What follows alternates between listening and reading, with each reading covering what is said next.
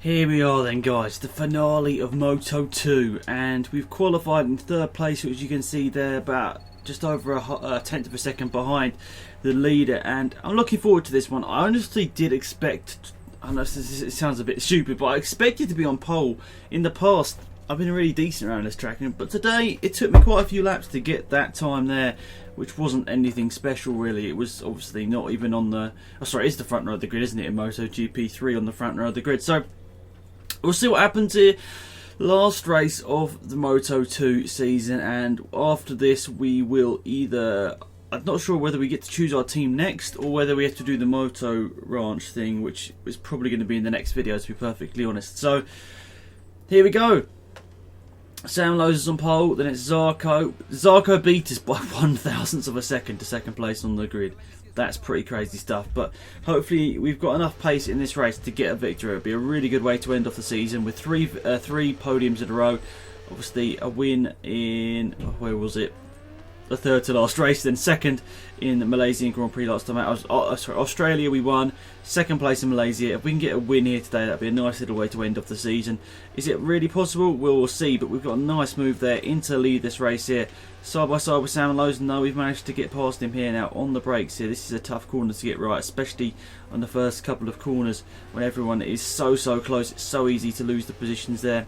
But we sweep there in front of the chasing pack, and first sector is pretty good. And I'm not gonna lie, guys, this track is quite tough to overtake. So if we could just place our bike right on in the track, I think we've got a decent chance of a victory now that we've got into the lead. But saying that, AI are pretty decent in this game, especially now we've got them on the legendary difficulty. I'm not just taking anything for granted now. Obviously, when it was on the lower difficulty, I could still make mistakes and come through with a victory. But now we've switched up to the harder difficulty. Any little mistake is going to be punished. No flashbacks, of course, which you guys are still questioning a little bit in the comment section whether I should have them or not. But hopefully, you guys are going to enjoy the series basically now on as we're going to step into MotoGP.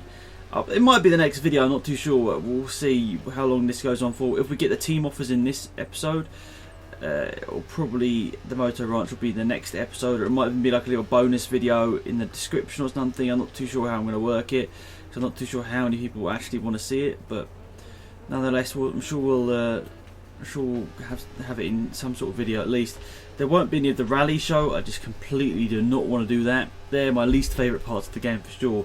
The rally show is just not fun whatsoever. So lap 1 completed. Agata's just gone and took the fastest lap of the race down in 8th place here. Zarco and Rins are battling over second position just behind us here. You can see on the overtake on the bottom left what is happening with that. So hopefully I'd like to keep my eyes on that. But half a second ahead of Zarco. We've messed up that one a little bit, I can tell you that. That is not the racing line whatsoever.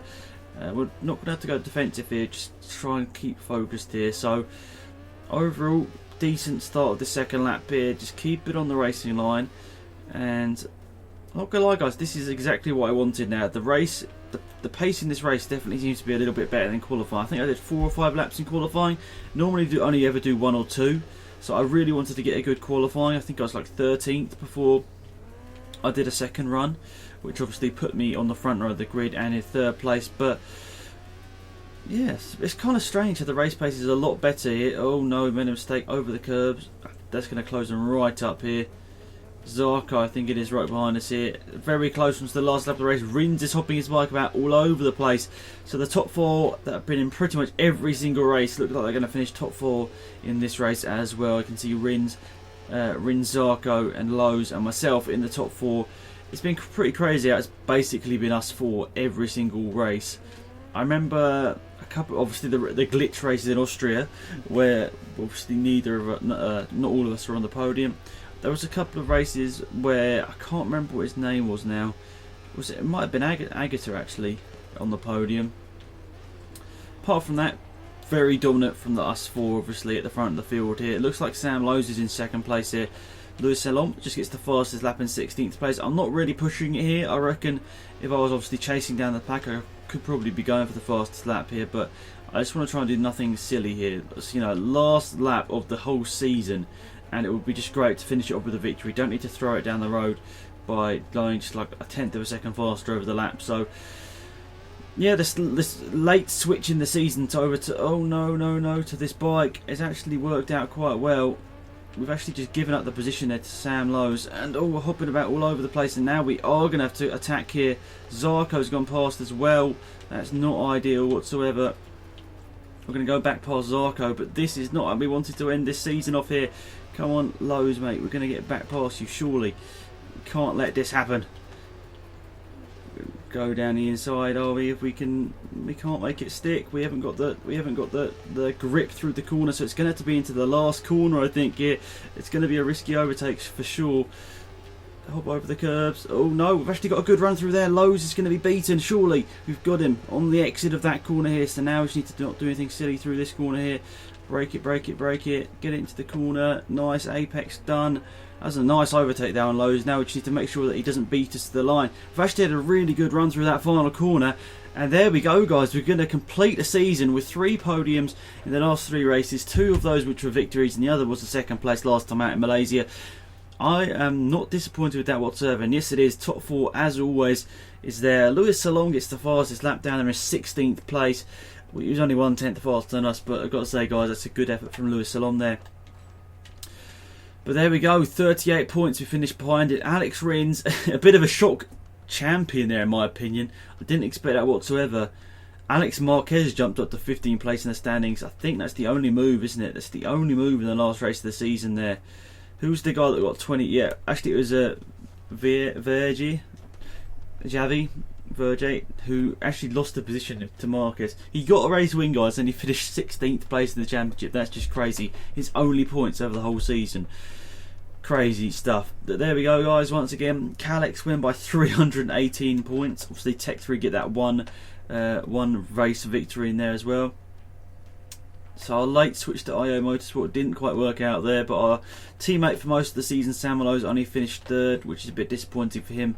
Both him and Zark were 9 points down at the end of the year, so not too bad, guys. Overall, it was a pretty interesting race there. We managed to lose that, didn't we, on the last lap of the race, but we managed to fight back and grab it just when we needed to, which is great stuff. So yeah, I'm happy to end the season like that. Obviously, I wish that middle part of the season had gone a little bit better. Obviously, when we switched up the difficulty, it kind of lost any main chance of a championship as well.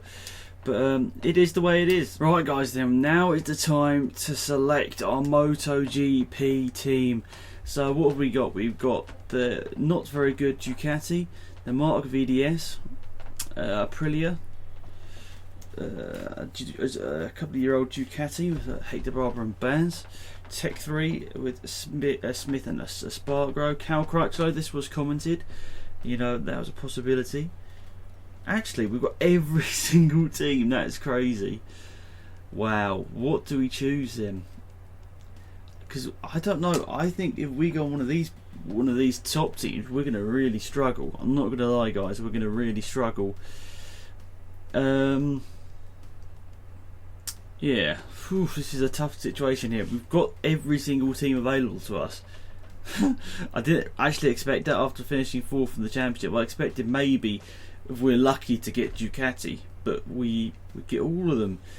Very interesting. So obviously, looking so far at the MotoGP season, or how it's gone, the Honda's the one to go for. Correct? I'd say so, yes. Thing is, guys, don't expect me to win many races or any races next season. That's the thing. It's going to be very, very tough, I think.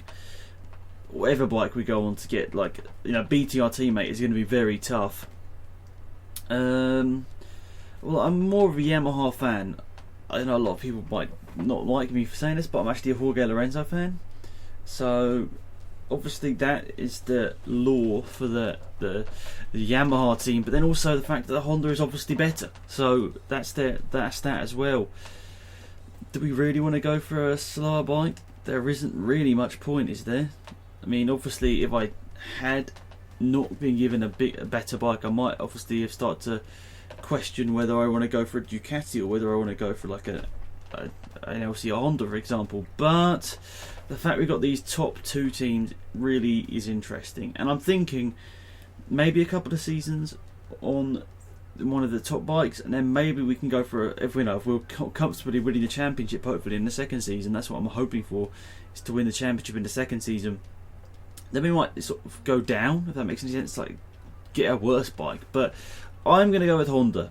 I know that it's going to be a tough season ahead, guys. I know it's going to be very interesting to see how we can perform. Obviously, everyone's going to have a different opinion on what sort of bike I should have gone for. Should I have gone for a slower one? But there we are then, guys. New season ahead. Hopefully you guys enjoyed it.